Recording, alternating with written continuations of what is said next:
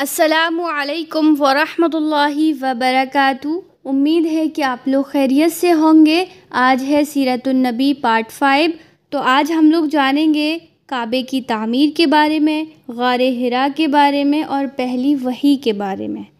نبی پاک صلی اللہ علیہ وسلم کی عمر 35 سال تھی جب مکہ والوں نے خانہ کعبہ کو دوبارہ تعمیر کرنے کا فیصلہ کیا۔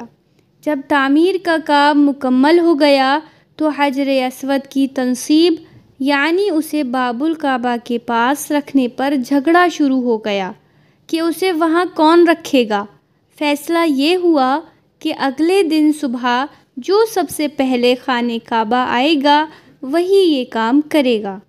اللہ پاک کے حکم سے اگلی صبح سب سے پہلے حضرت محمد صلی اللہ علیہ وسلم داخل ہوئے، لیکن آپ نے حجر اسود خود رکھنے کی بجائے اپنی چادر پر حجر اسود رکھا اور باقی سرداروں کو کہا کہ سب مل کر چادر اٹھائیں۔ اس طرح سب ہی خوش ہو گئے۔ پھر لوگ چادر کو اٹھائے جب خانہ کعبہ کے پاس پہنچے تو آپ صلی اللہ علیہ وسلم نے حجر اسود کو اٹھا کر کعبے کے دروازے والے کونے میں رکھ دیا۔ نبی پاک صلی اللہ علیہ وسلم کی عمر جب 38 سال کے قریب ہوئی تو اس وقت آپ گھر سے کچھ کھانے پینے کا سامان لے کر مکہ کے قریب ایک پہاڑی حرا میں چلے گئے۔ یہ مکہ سے قریباً 3 میل دور تھی۔ کچھ دن اس پہاڑی کی ایک غار میں رہے۔ جب سامان ختم ہوا تو واپس آ گئے۔ کچھ دن بعد پھر چلے گئے۔ یہ سلسلہ قریب 2 سال جاری رہا۔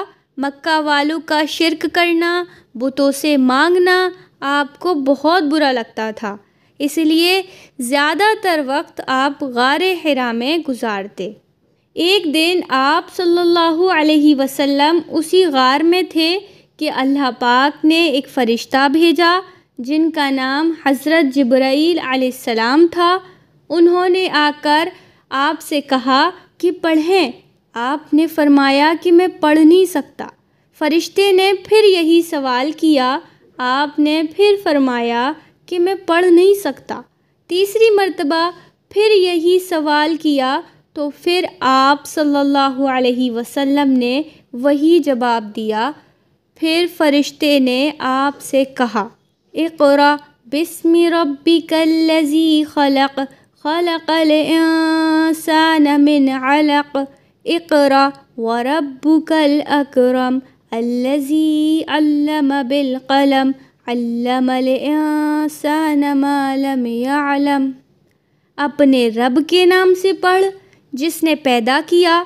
اس نے انسان کو ایک جمے ہوئے خون سے پیدا کیا۔ پڑھ اور تیرا رب ہی سب سے زیادہ کرم والا ہے، وہ جس نے قلم کے ساتھ سکھایا۔ اس نے انسان کو وہ سکھایا جو وہ نہیں جانتا تھا۔ یہ پہلی وحی تھی جو آپ صلی اللہ علیہ وسلم کی طرف ان کے رب نے بھیجی تھی۔ اس سورت کا نام سورہ علق تھا اور نازل ہونے والی آیات کی تعداد 5 تھی۔ اس کے بعد آپ صلی اللہ علیہ وسلم گھر چلے گئے۔ جب گھر پہنچے تو کپکپاہٹ طاری تھی۔ آپ نے اپنی زوجہ محترمہ خدیجہ رضی اللہ عنہا سے کہا کہ مجھے کمبل اڑا دو۔ انہوں نے آپ پر کمبل دیا۔ جب طبیعت کچھ بحال ہوئی تو ساری بات سنائی۔ بات سننے کے بعد خدیجہ رضی اللہ عنہا کہنے لگیں اللہ آپ کو ضائع نہیں کرے گا۔ آپ صلہ رحمی کرتے ہیں، بوجھ اٹھاتے ہیں، مہمان نوازی کرتے ہیں، غریب کی مدد کرتے ہیں اور حقدار کی طرفداری کرتے ہیں۔ یعنی نبوت کی وحی آنے سے پہلے بھی آپ یہ سب اچھے اچھے کام کرتے تھے۔ اس کے بعد وہ آپ کو لے کر اپنے چچا زاد بھائی ورقہ بن نوفل کے پاس گئیں۔ انہوں نے بھی آپ کو تسلی دی اور ساتھ ہی ساتھ یہ بھی بتایا کہ لگتا ہے آپ ہی اللہ پاک کے آخری نبی ہیں، اور پہلی کتابوں میں لکھا ہے کہ آخری نبی کو اس کے علاقے سے نکال دیا جائے گا۔